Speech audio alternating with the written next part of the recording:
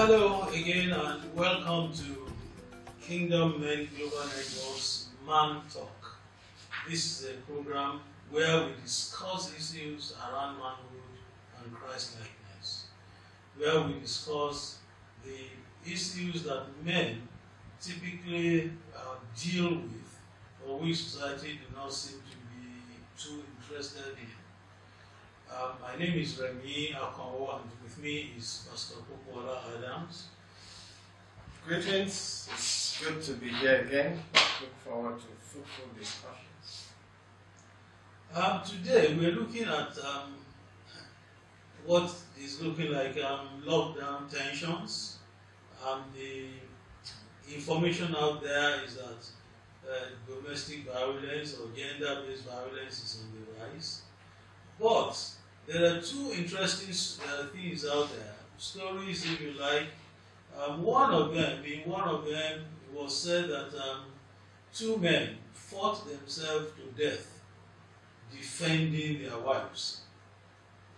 Their wives were said to have been in argument, one argument or the other, and the men rose up to defend their wives, and in the process they fought themselves, and it is reported in some media circles that they both have died. Now, that is something, isn't it? Is that chivalry or is it foolishness? Anger, fight, and die. Well, to answer the question, it definitely is foolishness. At least the results seem to give that impression. I want to start by saying that anger in itself is normal, in quote. It's a natural response to something that you are not particularly pleased with. And if you live in the climes that we live in, on a daily basis, there are occasions to be angry.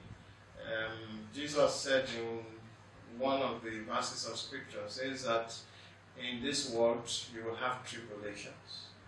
But he says to be of good cheer, because he has overcome the world. So I believe that tribulations, part of the tribulations will be the things that we're exposed to, that give us occasion to be angry. So anger in itself is something that no man can avoid, even if you stay under lockdown in your house. However, how you respond to anger is, I think, that the outcome of what we're looking at. The Bible says to be angry and not to sin. So it is possible to be angry and not to sin, otherwise it will not be written like that. So in terms of whether it's chivalry or it's foolishness, I think that the end is justifying the fact that it would be tantamount to foolishness, because I think that the reactions are not exactly what they should have been. Yeah. True. Whichever way we look at it, it started with chivalry. You know, gallantry. The knight in shining armor putting up a fight in defense of his woman and all of that.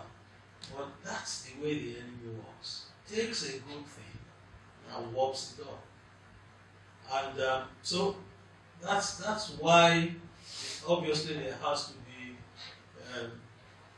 right and wrong anger. But I believe we'll come back to that.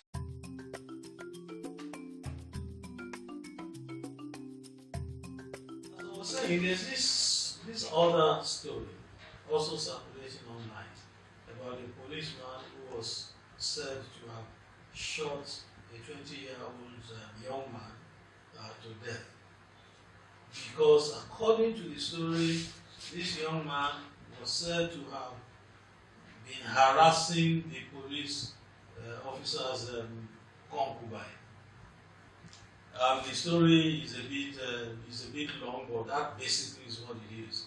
That the boy, or if you like, the young man, went to the place to talk to the owner of this drinking house, who happens to be the lover of this police officer, and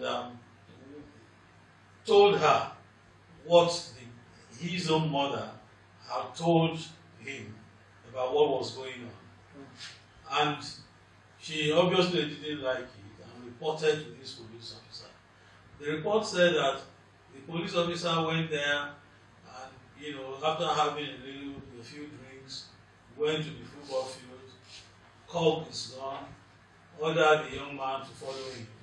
When the young man refused, he started dragging him. Others came to his rescue. And this man just, wanted to shoot the real guy who was trying to hinder him from taking this boy away. Something happened that missed. And the boy, if you like, once again, the young man was running. And the report said that he was shot while running. Again, a knight in shining armor. A drunken knight. This one obviously not in any armor. Shot somebody to death in defense of not his wife now, but his concubine. What is going on? What is going on? Is this what manhood is about? Or is it that anger has become a conqueror of manhood? I heard that story as well, and the first thing that came to mind, I know how it is that as men we seem to have this behavior, or I don't know what to call it, but that's a behavior that tends to get us to become slightly irrational when we deal with the opposite sex. I think that we have this idea of being a protector. That's what I think the man thought he was doing. He was protecting, so to say, his territory. We got it all worked up. To a large extent, it is so that they can look good in the eyes of his concubine, so that they can be better respected, so that they can have more honor.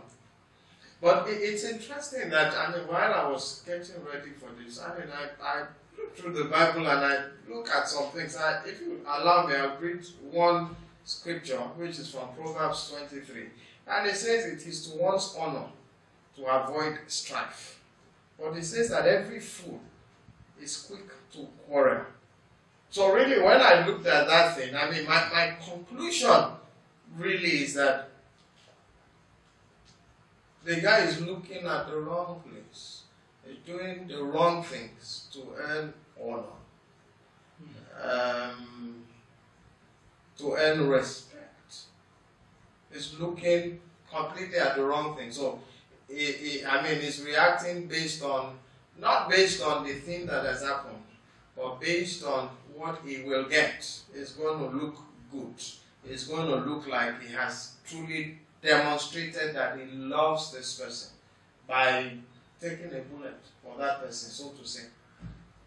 That's the way that I see it. And really it is folly. Because it is dishonorable to not avoid strife. So I begin to wonder what it is that makes a man today thick, and where a man today really is looking to for affirmation, for honor, for respect. It would seem like we've got it all worked up. And I believe that as we continue, we will see exactly where we should be looking at. But something is wrong with our value system. And I believe it starts from the home. Wow. I see. Okay, it's interesting that you have brought in the issue of honor. Yes, okay, so a man is looking for honor, some kind of honor. and this is something the Bible says is available only to that man who avoids strife. In other words, who doesn't stop at every opportunity to be angry. Now it's interesting that that's not the trend that we are seeing. Is this about the lockdown? Is the lockdown tension the reason this is on the rise? Or has it always been there? It's just exacerbated by the lockdown. Is there rising frustration among men that's leading to looking for, as you put it, honor in the wrong places? I believe that it's not just starting now. I mean, anything that the lockdown has helped to project has got to have been there. It's got to have been there all the while. A man doesn't just wake up and have a tendency to want to hurt another person. It has to do with the things that man has allowed to drive him. It has to do with the thing that man has continued to dwell on. I mean, that's why the Bible says to guard our hearts with all diligence, because out of it flows the issues of life. And that heart and the things inside the heart didn't get in there during this lockdown. It's something that has built over the years. It's like having fuel in a place, and all that you need is just one small spark, and everything that was already there just explodes. So it's not about the lockdown, it is about the lifestyle. It's about what consists of this man. How has this man lived? How has he built himself? How has he responded even to other like issues? The alcohol may have contributed, but really, if it's not in you, even alcohol will not introduce it to you. In other words, if we look at it in the Bible too, we hear that we're told to be angry and sin not. That implies that anger is possible without sinning. In other words, we can be angry and still, not go overboard. That would seem to suggest that there is good and bad anger. And I think that perhaps we should take a closer look at that at the next session, the next episode of this program. Good and bad anger. What makes anger good? What makes it bad? And what, how can we avoid the bad one? So, yes, let's do that when we meet again next time. My name is Remy Akawan. As usual, I'll be with Pastor Kubola Adam.